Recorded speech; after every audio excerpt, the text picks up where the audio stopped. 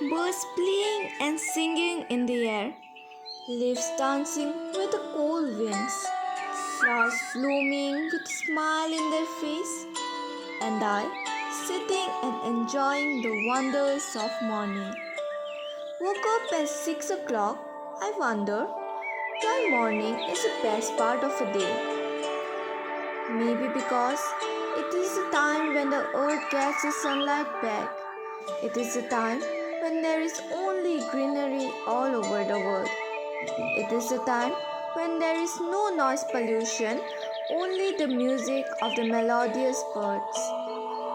It is the time when we will find peace all over the world and when the nature is at its best.